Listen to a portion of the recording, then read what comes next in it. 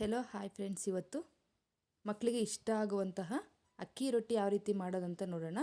ಅಕ್ಕಿ ರೊಟ್ಟಿ ಅನ್ನೋದಕ್ಕಿಂತ ಮಸಾಲ ರೊಟ್ಟಿ ಅಂತಲೇ ಹೇಳ್ಬೋದು. ಅಕ್ಕಿ ರೊಟ್ಟಿ ಆಗಿಬಿಟ್ರೆ ಜಾಸ್ತಿ ಬಾಕ್ಸಿಗೆ ಹಾಕಿ ಕಳಿಸಿದ್ರೆ ಗಟ್ಟಿಯಾಗಿಬಿಡುತ್ತೆ, ಅಗಿಯೋದಕ್ಕೆ ಸ್ವಲ್ಪ ಕಷ್ಟ ಆಗುತ್ತೆ. ಈ ರೀತಿ ಮಾಡಿ ಕಳಿಸಿದ್ರೆ ನಾವು ಮಕ್ಕಳಿಗೆ ಮಧ್ಯಾಹ್ನ ಆದರೂ ಸಹ ಟೇಸ್ಟು ಅಷ್ಟೇ ಚೆನ್ನಾಗಿರುತ್ತೆ, ಆರೋಗ್ಯಕ್ಕೂ ಸಹ ತುಂಬ ಒಳ್ಳೆಯದು. ಈ ರೊಟ್ಟಿ ಎಲ್ಲ ಹಿಟ್ಟನ್ನು ಸೇರಿಸಿ ಮಾಡೋವಂತಹ ರೊಟ್ಟಿ ಇದು. ಬನ್ನಿ ಯಾವ ರೀತಿ ಮಾಡೋದು ಅಂತ ನೋಡೋಣ. ಅದಕ್ಕಿಂತ ಮುಂಚೆ ನಮ್ಮ ಚಾನಲ್ನ ಸಬ್ಸ್ಕ್ರೈಬ್ ಮಾಡ್ಕೊಂಡಿಲ್ಲ ಅಂದರೆ ದಯವಿಟ್ಟು ಸಬ್ಸ್ಕ್ರೈಬ್ ಮಾಡ್ಕೊಂಡು ವಿಡಿಯೋ ನೋಡಿ. ಎಲ್ಲ ಹಿಟ್ಟನ್ನು ಸೇರಿಸಿ ನಾನು ಎಲ್ಲ ವೆಜಿಟೇಬಲ್ಸ್ ಎಲ್ಲ ಹಾಕಿ ಈ ಥರ ಮಾಡ್ಕೊಳ್ತಾ ಇದ್ದೀನಿ. ಮೊದಲು ಒಂದು ಬೇಸನ್ ತೊಗೊಂಡ್ಬಿಟ್ಟು ಇದಕ್ಕೇ ಒಂದು ಕಪ್ ಫಸ್ಟ್ ನಾನು ಗೋಧಿ ಹಿಟ್ಟು ಹಾಕ್ಕೊಂಡಿದ್ದೀನಿ, 1 ಕಪ್ಪಷ್ಟು, ಮತ್ತು 1 ಕಪ್ಪಷ್ಟು ಕಡಲೆ ಹಿಟ್ಟು ಅಂದರೆ ಬೋಂಡ ಮಾಡ್ತೀವಲ್ಲ ಆ ಹಿಟ್ಟು, ಮತ್ತು 2 ಕಪ್ಪಷ್ಟು ಜೋಳದ ಹಿಟ್ಟನ್ನು ಹಾಕ್ಕೊಳ್ತಾ ಇದ್ದೀನಿ ನಾನು, ಮತ್ತು 2 ಕಪ್ಪಷ್ಟು ಅಕ್ಕಿ ಹಿಟ್ಟನ್ನು ಹಾಕ್ಕೊಳ್ತಾ ಇದ್ದೀನಿ. ಈ ನಿಮಗೆ ಎಷ್ಟು ಬೇಕೋ ಕ್ವಾಂಟಿಟಿ ಆ ರೀತಿ ಮಾಡ್ಕೊಳ್ಳಿ. ನಾನು ಸ್ವಲ್ಪ ಜಾಸ್ತಿ ಮಾಡ್ತಿರೋದ್ರಿಂದ ಎಲ್ಲ 2 ಕಪ್ ರೀತಿಲಿ ತೊಗೊಳ್ತಾ ಇದ್ದೀನಿ. ಇದಕ್ಕೇ ರುಚಿಗೆ ತಕ್ಕಷ್ಟು ಉಪ್ಪು ಹಾಕ್ಕೊಳ್ತಾ ಇದ್ದೀನಿ. ಈ ಹಿಟ್ಟನ್ನೆಲ್ಲ ಚೆನ್ನಾಗಿ ಮಿಕ್ಸ್ ಮಾಡ್ಕೊಬೇಕು ನಾವು. ಕಡಲೆ ಹಿಟ್ಟು, ಅಕ್ಕಿ ಹಿಟ್ಟು, ಗೋಧಿ ಹಿಟ್ಟು ಮತ್ತು ಜೋಳದ ಹಿಟ್ಟು, ಮತ್ತು ಇದಕ್ಕೆ ತರಕಾರಿ ಅಂತ ಬಂದುಬಿಟ್ಟು ಈರುಳ್ಳಿ, ಹಸಿಮೆಣ್ಸಿಕಾಯಿ ಸಣ್ಣದಾಗಿ ಚಾಪ್ ಮಾಡ್ಕೊಂಡಿರೋಂಥದ್ದನ್ನ ಹಾಕ್ಕೊಳ್ತೀನಿ. ಈರುಳ್ಳಿ ಸಹ ಸಣ್ಣದಾಗಿ ಚಾಪ್ ಮಾಡ್ಕೊಂಡು ಹಾಕ್ಕೊಂಡಿದ್ದೀನಿ. ಇದಕ್ಕೆ ಸ್ವಲ್ಪ ಜೀರಿಗೆ ಹಾಕ್ಕೊಳ್ತಾ ಇದ್ದೀನಿ.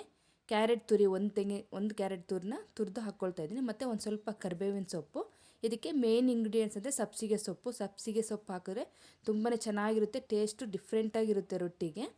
ಮತ್ತು ಇದಕ್ಕೆ ಕೊತ್ತಂಬರಿ ಸೊಪ್ಪು, ಸ್ವಲ್ಪ ನುಗ್ಗೆ ಸೊಪ್ಪನ್ನು ಸಹ ಹಾಕ್ಕೊಳ್ತಾ ಇದ್ದೀನಿ. ಎಲ್ಲ ತರಕಾರಿನ ಸಹ ಹಾಕ್ಕೋಬೋದು. ಮೆಂತ್ಯ ಸೊಪ್ಪಿದ್ರೆ ಮೆಂತ್ಯ ಸೊಪ್ಪು ಸಹ ಹಾಕ್ಕೊಳ್ಳಿ. ನಾನು ಇಷ್ಟ ಇರೋ ಸೊಪ್ಪಿರೋದ್ರಿಂದ ಇಲ್ಲೆಲ್ಲ ಹಾಕ್ಕೊಳ್ತಾ ಇದ್ದೀನಿ. ನೀಟಾಗಿ ಹಿಟ್ಟಿಗೆಲ್ಲ ಒಂದೋ ರೀತಿ ಚೆನ್ನಾಗಿ ಮಿಶ್ರಣ ಮಾಡ್ಕೊಬೇಕು. ಇದನ್ನು ಎಲ್ಲ ಈ ಥರ ಫಸ್ಟು ಡ್ರೈಯಾಗಿ ಮಿಕ್ಸ್ ಮಾಡಿಕೊಂಡು ಆಮೇಲೆ ಸ್ವಲ್ಪನೇ ನೀರು ಹಾಕ್ಕೊಂಡು ಮಿಕ್ಸ್ ಮಾಡ್ಕೊಬೇಕು. ಈ ಚೊಂಬಲ್ಲಿ ಒಂದು ಚೊಂಬು ಫುಲ್ ಬೇಕಾಗುತ್ತೆ ನೀರು, ಅಷ್ಟನ್ನು ಹಾಕ್ಕೊಂಡು ನೀಟಾಗಿ ಕಲಿಸ್ಕೊಳ್ತಾ ಇದ್ದೀನಿ. ಈಗ ಈ ರೊಟ್ಟಿನ ನಾವು ಮಾಮೂಲಿ ಒಬ್ಬಟ್ಟು ರೀತಿ ಮಾಡ್ಕೊಬೋದು, ತುಂಬ ಈಸಿಯಾಗಿ ಮಾಡ್ಕೊಂಬಿಡ್ಬೋದು. ಇದಕ್ಕೆ ನಾನು ಸ್ವಲ್ಪ ಅರಿಶಿನ ಪುಡಿ ಹಾಕ್ಕೊಳ್ತಾ ಇದ್ದೀನಿ. ಕಲರ್ ಇದ್ದರೆ ಮಕ್ಕಳು ಇಷ್ಟಪಡ್ತಾರೆ ಅಂತಂದು. ನಿಮ್ಗೆ ಇಷ್ಟ ಆಗಲಿಲ್ಲ ಅಂದರೆ ಸ್ಕಿಪ್ ಮಾಡ್ಕೊಬೋದು ಅರಿಶಿನ ಪುಡಿಯನ್ನು. ಈಗ ಸ್ವಲ್ಪ ನೀರು ಹಾಕ್ಕೊಂಡು ಚೆನ್ನಾಗೆಲ್ಲ ಈ ಥರ ರೊಟ್ಟಿ ಹದಕ್ಕೆ ಮಾಡ್ಕೊಂಡಿದ್ದೀನಿ. ಅಲ್ಲಿ ಸ್ವಲ್ಪ ಇನ್ನೂ ಹಿಟ್ಟು ನೆಂದರೆ ಸ್ವಲ್ಪ ಇನ್ನೂ ತೆಳು ಬರುತ್ತೆ, ಆದಷ್ಟು ನಾವು ನೋಡ್ಕೊಂಡು ಕಲಿಸ್ಕೋಬೇಕು. ನೋಡಿ ಈ ಥರ ಹಿಟ್ಟೆಲ್ಲ ನೆನೀತಾ ಇರುವಾಗ ಒಂದು 2 ಸ್ಪೂನಷ್ಟು ಮೇಲೆ ಎಣ್ಣೆ ಹಾಕಿ ಒಂದು ಪ್ಲೇಟನ್ನು ಮುಚ್ಚಿ ಒಂದು 10 ನಿಮಿಷನಾದರೂ ಬಿಡಬೇಕು. ಎಲ್ಲ ಹಿಟ್ಟೆಲ್ಲ ಒಂದೋ ರೀತಿ ಅದಕ್ಕೆಲ್ಲ ಒಂದು ಪ್ಲೇಟ್ ಮುಚ್ಚಿ ಒಂದು 10 ನಿಮಿಷ ಬಿಡ್ತಾ ಇದ್ದೀನಿ ನಾನು. ಅಷ್ಟರಲ್ಲೇ ನಾವು ಬಾಳೆ ಎಲೆ ಬರುತ್ತಲ್ವ, ಈ ಊಟದ ಎಲೆ ಎಲ್ಲ, ಅದರಲ್ಲಿ ನಾನು ರೊಟ್ಟಿ ಮಾಡ್ಕೊತೀನಿ. ಇದಕ್ಕೆ ಬಟರ್ ಪೇಪರು ಆ ಥರ ಎಲ್ಲ ಯೂಸ್ ಮಾಡ್ಕೊಂಡು ಇದನ್ನು ಯೂಸ್ ಆ್ಯಂಡ್ ಥ್ರೋ ಮಾಡ್ಕೊಂಡ್ಬಿಡ್ತೀನಿ. ನಾವು ಎಷ್ಟು ಬೇಕೋ ಅಷ್ಟು ತಟ್ಕೊಂಡು ಬಿಸಾಕ್ಬಿಡ್ತೀನಿ ಕವರ್ ನಾನು. ಅದನ್ನಾದರೆ ತೊಳೆದು ಎಲ್ಲ ಎತ್ತಿಟ್ಕೋಬೇಕು. ಆದ್ದರಿಂದ ನಾನು ಈ ಥರ ಬಾಳೆ ಎಲೆನೇ ಈ ಥರ ಕಟ್ ಮಾಡ್ಕೊಂಡು ಇಟ್ಕೊಳ್ತಿದ್ದೀನಿ ನಾನು. ಫಸ್ಟಿಗೆ ಒಂದು 2 ಕಟ್ ಮಾಡ್ಕೊಂಡ್ಬಿಡ್ತೀನಿ, ಒಂದು ಅರ್ದ್ರೆ ಅವತ್ತು ಅಕಸ್ಮಾತ್ ಅಂತ, ಇನ್ನೊಂದು ಇಟ್ಕೊಂಡಿರ್ತೀನಿ. ನೋಡಿ ಈ ರೀತಿ ಕಟ್ ಮಾಡ್ಕೊಂಡಿದ್ದೀನಿ ನಾನು. ತುಂಬ ಈಸಿಯಾಗಿ ಚೆನ್ನಾಗಿರುತ್ತೆ ಈ ಥರ ಆದರೆ. ಬಟರ್ ಪೇಪರ್ ಆದರೆ ನಾವು ಇನ್ನೊಂದು ಸತಿ ಯೂಸ್ ಮಾಡೋ ಅಷ್ಟೊತ್ತಿಗೆ ಎಲ್ಲ ನೀಟಾಗಿ ವಾಶ್ ಮಾಡ್ಕೊಂಡು ಯೂಸ್ ಮಾಡ್ತಾ ಇರಬೇಕು. ಈಗ ರೊಟ್ಟಿ ಹಿಟ್ಟನ್ನು ತೊಗೊಂಡು ಅದಕ್ಕೆ ಸ್ವಲ್ಪ ಎಣ್ಣೆ ಸ್ಪ್ರೆಡ್ ಮಾಡಿ ಮಾಮೂಲಿ ಕೈಯಲ್ಲೇ ತೊಟ್ಕೊಳ್ತಾ ಇದ್ದೀನಿ ನಾನಿಲ್ಲಿ. ನೀವು ಈ ರೊಟ್ಟಿನ ಎಷ್ಟು ತೆಳುವಾಗಿ ಸಹ ತಟ್ಕೋಬೋದು. ನಾವು ಕೈಯಲ್ಲೇ ಈ ಥರ ಇದು ಮಾಡ್ಕೊಳ್ತಾ ಇದ್ದೀನಿ. ಬೇಕಾದ್ರೆ ನಾವು ಇದ್ರ ಮೇಲೆ ಒಂದು ಬಟರ್ ಪೇಪರ್ ಥರ ಹಾಕಿ ನೀಟಾಗಿ ಎಲ್ಲ ಕಡೆನೂ ಸ್ಪ್ರೆಡ್ ಆಗೋ ಥರ ಮಾಡ್ಕೊಬೋದು. ನಾನು ಫಸ್ಟ್ ಕೈಯಲ್ಲೇ ನೋಡಿಸ್ತಾ ಇದ್ದೀನಿ ನಾನಿಲ್ಲಿ. ನೋಡಿ ಯಾವ ರೀತಿ ಜರುಗ್ತಾ ಇದೆ ಹಿಟ್ಟೆಲ್ಲ. ಎಲ್ಲ ತರಕಾರಿ ಸಣ್ಣದಾಗಿ ಕಟ್ ಮಾಡ್ಕೊಂಡಿದ್ರೆ ರೊಟ್ಟಿ ಎಲ್ಲಿ ಅರಿಯೋದಿಲ್ಲ. ನಾವು ಅಥವಾ ದಪ್ಪ ಇದೆಯಪ್ಪ ಅವೆಲ್ಲ ಕಟ್ ಮಾಡಿರೋ ತರಕಾರಿ ಅಂದರೆ ರೊಟ್ಟಿ ಅರ್ಧೋಗೋ ಚಾನ್ಸಸ್ ಇರುತ್ತೆ. ಆದಷ್ಟು ಸಣ್ಣದಾಗಿ ಕಟ್ ಮಾಡಿಕೊಂಡ್ರೆ ರೊಟ್ಟಿ ಅನ್ನೋದು ತುಂಬ ಚೆನ್ನಾಗಿರುತ್ತೆ. ಈಗ ಕಾದಿರೋ ಅಂಥ ಒಂದು ತವ ಮೇಲೆ ಹಾಕ್ಕೊಳ್ತಾ ಇದ್ದೀನಿ ರೊಟ್ಟಿನ.